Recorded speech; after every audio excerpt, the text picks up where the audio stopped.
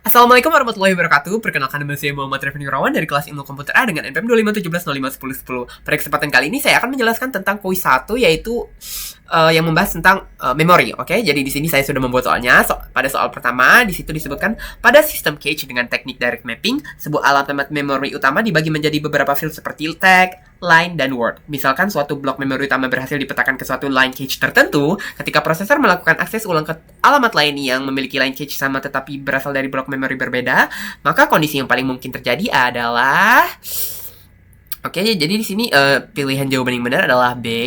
Kenapa? Karena pada direct mapping, setiap blok memori utama hanya dapat dipetakan ke satu line cache tertentu. Akibatnya, jika dua blok berbeda memiliki hasil mapping menuju line yang sama, maka keduanya tidak bisa berada di cache secara bersamaan. Saat blok baru masuk, blok lama harus digantikan. Konsep ini dijelaskan pada bagian pembahasan mekanisme mapping dan interpretasi address field di bawah figure 4.8 di sini. Di sini sudah dijelaskan. Opsi A salah karena cache tidak secara otomatis memperbesar ukuran line hanya untuk mengakomodasi konflik mapping. Ukuran line bersifat tetap berdasarkan desain hardware. Opsi C juga salah. Oke. Tapi opsi C terlihat meyakinkan karena tag memang digunakan untuk membedakan blok. Tetapi pada direct mapping, perbedaan tag tidak membuat dua blok bisa tinggal bersama di line yang sama. Tag hanya dipakai untuk mengecek apakah isi line adalah blok yang dicari atau bukan. Nah, opsi D salah karena teknik mapping cache tidak berubah secara dinamis saat terjadi konflik. Jika sistem didesain sebagai direct mapping, maka mekanisme itu tetap digunakan. Oke, lanjut ke soal nomor 2. Sebuah cache menggunakan teknik set associative mapping dan memerlukan algoritma replacement. Seorang mahasiswa menyatakan bahwa algoritma FIFO selalu lebih baik dibanding LRU karena implementasinya lebih sederhana. Pernyataan tersebut kurang tepat karena jawabannya di sini adalah yang B ya. Oke. Jawabannya yang benar adalah yang B, yaitu LRU mempertimbangkan pola penggunaan data sehingga sering memberikan performa lebih baik. Oke, langsung saja di sini. Oke, di sini. Oke, jadi LRU atau least recently used bekerja berdasarkan asumsi locality of reference, yaitu data yang baru saja digunakan kemungkinan besar akan digunakan kembali dalam waktu dekat. Karena itu, LRU cenderung mempertahankan data yang masih relevan di cache dan mengganti data yang sudah lama tidak diakses. Pada teks dijelaskan bahwa LRU adalah salah satu algoritma replacement paling populer karena efektivitasnya. Opsi A salah karena FIFO masih digunakan pada beberapa implementasi sistem, terutama jika kesederhanaan hardware menjadi prioritas. Opsi C juga salah karena FIFO justru umumnya lebih sederhana dibanding LRU. Biasanya membutuhkan mekanisme tambahan untuk melacak aturan penggunaan blok. Opsi D salah karena LRU justru digunakan pada associative atau set associative cache. Pada direct mapping, replacement algorithm bahkan tidak diperlukan karena blok hanya punya satu kemungkinan lokasi.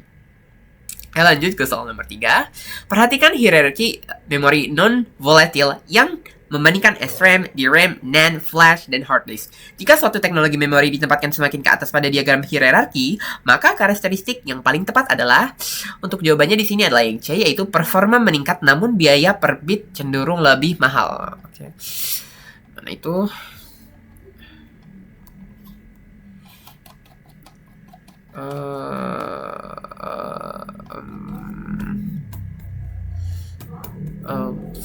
Mohon maaf terjeda.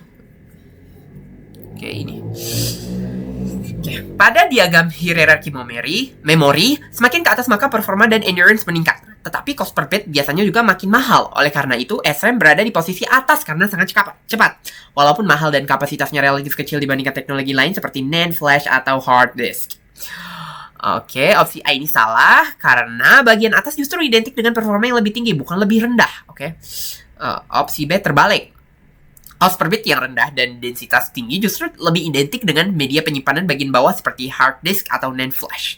Opsi D salah karena waktu akses pada bagian atas justru lebih cepat, bukan meningkat dalam arti lebih lambat. Oke, lanjut ke soal nomor 4, yaitu sebuah hard disk memiliki rotational speed sebesar r revolutions per second, dan setiap track menyimpan n byte. Jika sejumlah b byte ingin dibaca, maka transfer time dirumuskan sebagai T sumbangan b over r times n. Dari persamaan tersebut, manakah pernyataan yang paling benar? Jadi di sini jawabannya adalah yang A, yaitu semakin besar rotational speed, transfer time cenderung mengecil. Oke, ini namanya.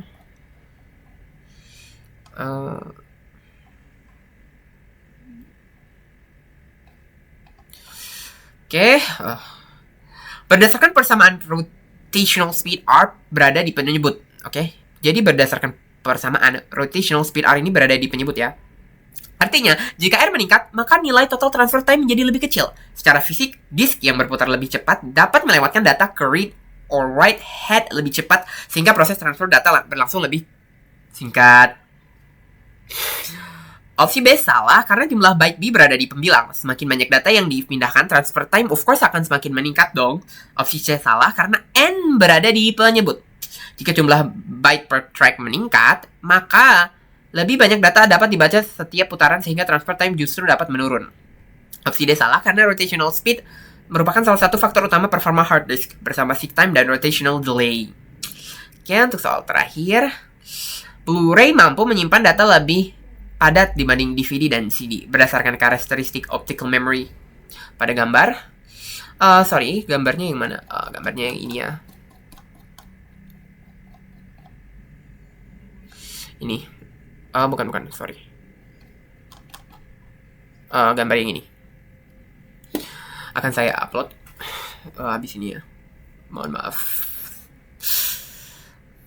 Alasan utama yang paling tepat adalah